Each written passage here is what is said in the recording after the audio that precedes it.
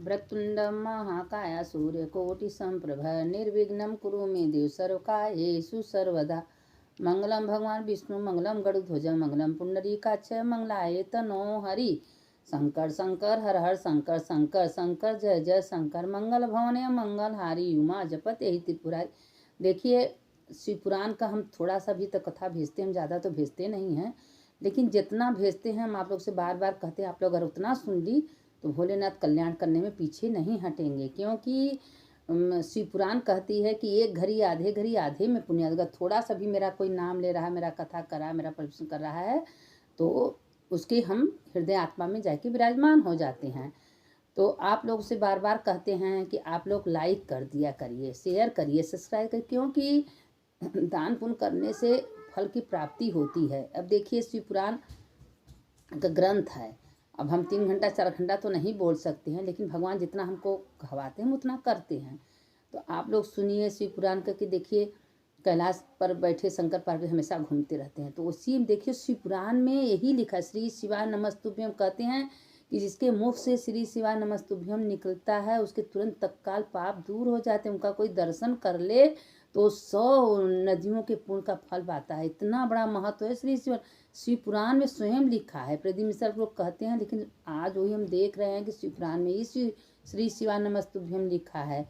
और जो बताते हैं कोई कथा कोई कुछ गलत नहीं है, सब सही है। क्योंकि जब आप ग्रंथ पढ़ेंगी तब जानेगी कि हाँ है क्या सही क्या गलत। तो अब शिव पुराण में जो लिखा है भाई तो वही तो लोग बताएंगे, कोई अलग से तो बताएंगे नहीं।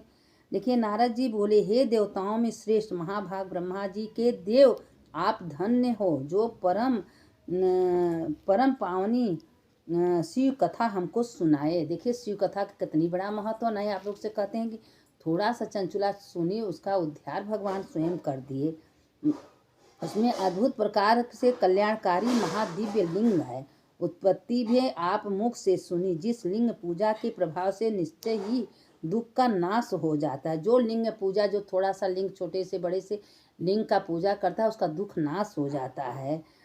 विशेष से आप वर्णन कीजिए। ब्रह्मा जी बोले, आपने अच्छी बात पूछी, इसके बाद जो हुआ और जैसा मैंने सुना है उसे संक्षेप में कहता हूँ। जब सनातन देव शिव अपने रूप से अंतर्ध्यान हो, देखिए पृथ्वी के देवता मेरे भोलेनाथ हैं, इसीलिए बार बार कहते हैं चलते उड़ते हुए कुछ मत करिए, श्री शिवाय नमस्तुभ्यम श्री शिवाय नमस्तुभ्यम। यह मंत्र बहुत अच्छा है, चलते उड़ते बैठते बोलते रहिए। देखिए से पाप नष्ट हो जाता है। उससे देखिए भस्म का कितना महत्व बताएं कि अगर जो भस्म सिर पर लगाए उसका कोई दर्शन कर ले तो समझ जा स्वयं चंद्रमा का दर्शन करता है। क्या भस्म का महिमा बहुत है, रुद्राज का महिमा बहुत है। 21 मुखी तक का रुद्राज है, 1 से लेकर 21। अगर कोई रुद्राज गले में पहना है और उस व्यक्ति का कोई दर्शन कर लेता है उसके समस्त पाप तत्काल नष्ट हो जाते हैं। यह सब शिव जी ने शिव पुराण में बताए हैं, पार्वती जी से कहते रहते हैं। और इसके बाद जो हुआ उस मैंने सुना, संक्षेप में कहता हूँ। जब सनातन देव शिव अपने रूप से अंतर्ध्यान हो गए तब नारद जी हमको तथा विष्णु को महान सुख हुआ। देखिए हम जो कहते हैं ना तो हम शुरू से कर रहे हैं। अब बताइए इतने मोड़े 18,000 श्लोक है, क्या 7 दिन में 9 दिन में शिव पुराण खत्म होगा? कभी नहीं खत्म होगा। तो इसीलिए हम एक एक पन्ना 2-2 पन्ना आप लोगों को शुरुआत से बताते हैं कि आप लोग पूरी शिव पुराण सुनिए और उसका फायदा उठाइए। मेरे हृदय में एक महान संदेह है, उसे आप मेरे ऊपर महती कृपा करके शीघ्र दूर कीजिए। आपने हंस तथा विष्णु के बारह का रूप क्यों धारण किया? आप लोग अन्य रूपों को छोड़कर इसी रूप को क्यों धारण किया? देखिए कहते हैं भगवान कि सबको तो अमृत पिलाते हैं, अपने विष पिए हैं।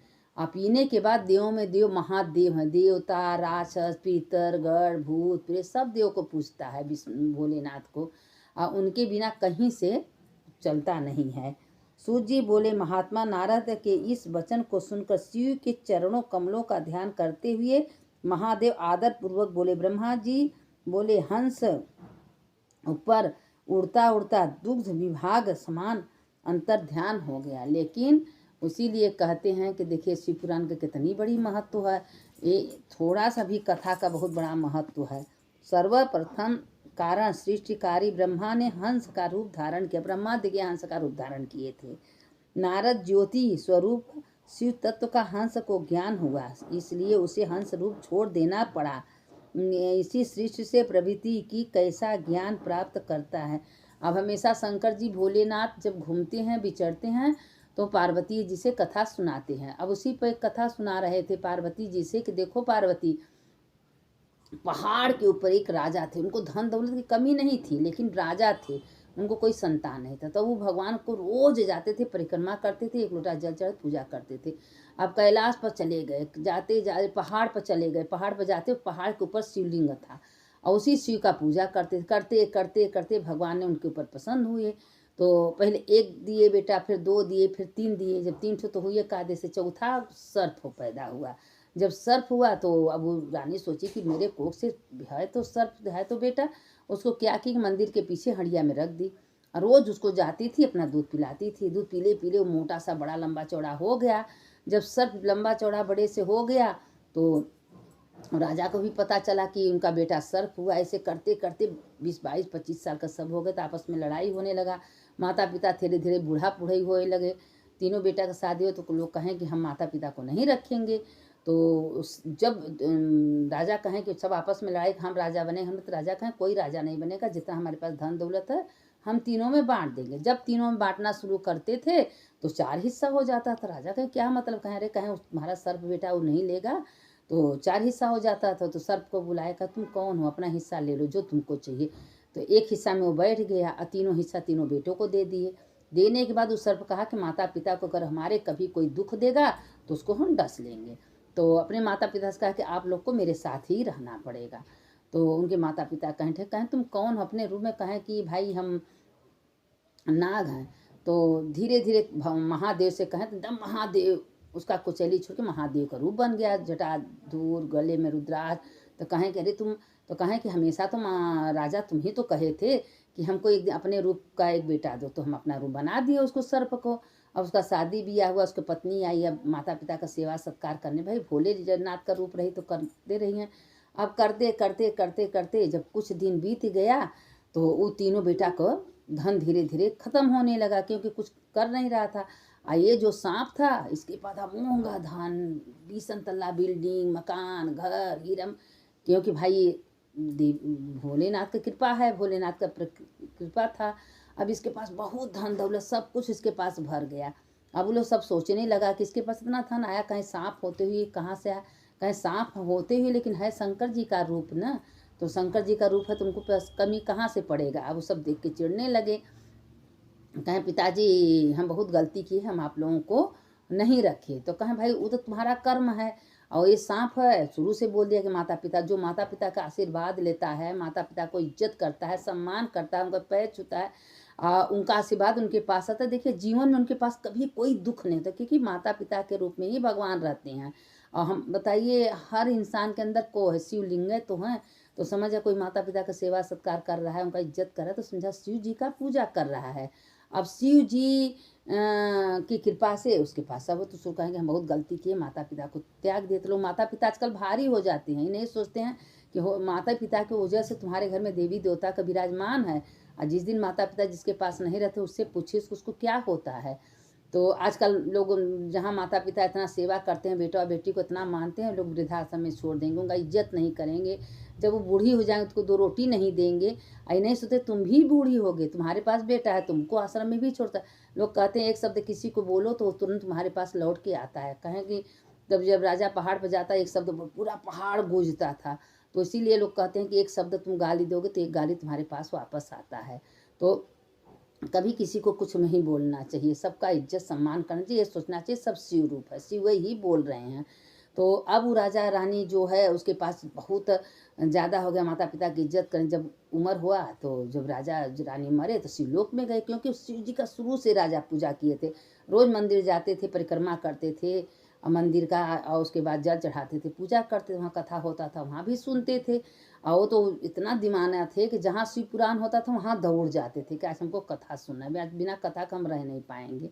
देखिए कथा का कितनी बड़ा महत्व है। शंकर जी उनको खुद स्वयं नंदी को लेके आके लेने आए, माता पिता को ले जाके शिवलोक में ले गए।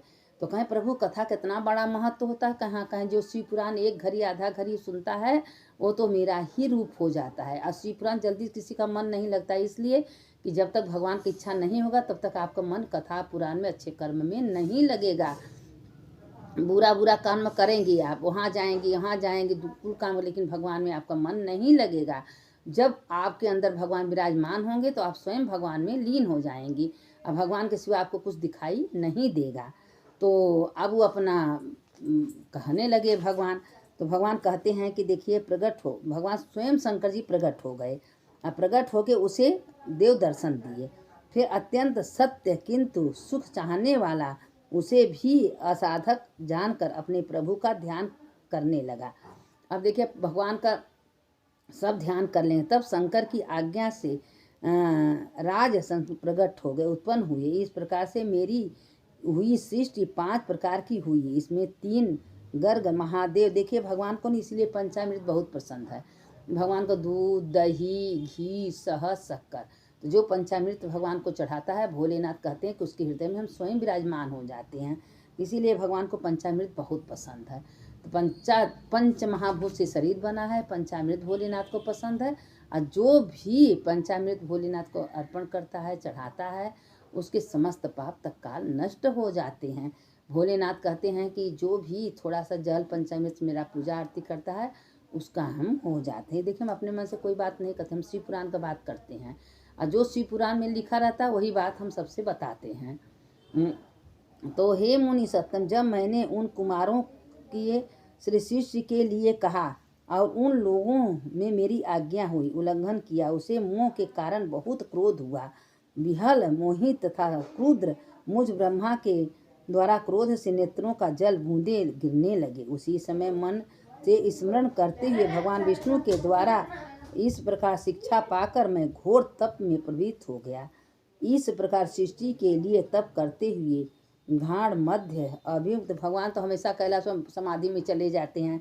लोग इंतजार करते हैं, सारे देवी देवता इंतजार करते हैं कि कब महादेव का समाधि खुले, लेकिन जब महादेव समाधि में जाते हैं तो उनको वर्षों लग जाता है, उनका समाधि जल्दी टूटता नहीं। आँख मूंदते हैं और पलस्ती मार के बैठ जाते हैं, समाधि में चले जाते हैं और लोग इंतजार करते हैं। इसलिए जब समाधि उनका खुलता है तो सारे देवी देवता सब उनके पीछे पीछे दौड़ते हैं कि कब न भगवान समाधि में चला जाए।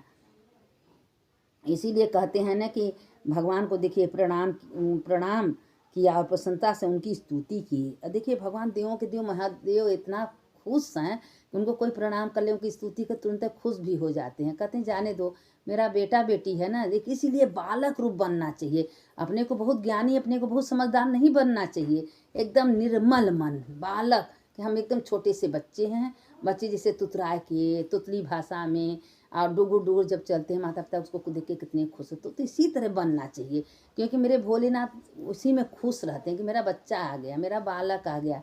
तो आप बालक बन के पूजा करेंगे, बालक बन के भगवान के सामने जाएंगे तो भगवान उसी में खुश हो जाते हैं। तो भगवान देखिए खुद कहते हैं कि जो अपने मन को अपने बालक रूप को हमको दे देता है हम उसका हो जाते हैं। देव देव महीने महेश्वर आप अनेक प्रकार के सृष्टि किए, तब देव देव महेश्वर मेरी बात सुनकर अपने समान बहुत से रुद्रों की सृष्टि करने लगे। तब उन महारुद्र महेश में मैंने कहा देव साम्य सदा शिवाय नमः। लोग कहते हैं साम्य सदा शिवाय नमः, जो एक लास्ट में पूजा करने के बाद कहता है साम्य सदा शिवाय नमः। एक भी फूल लेके अपने माथे पर लगा लेता है, कहता है साम सदा शिव। तब भोलेनाथ कहते हैं कि वो तो मेरा तुरंत तत्काल बन जाता है। ये बिल्कुल देखिए शास्त्र की बात है, श्री शिवाय नमस्तुभ्यम, ये सब देखिए कहीं अलग से नहीं है।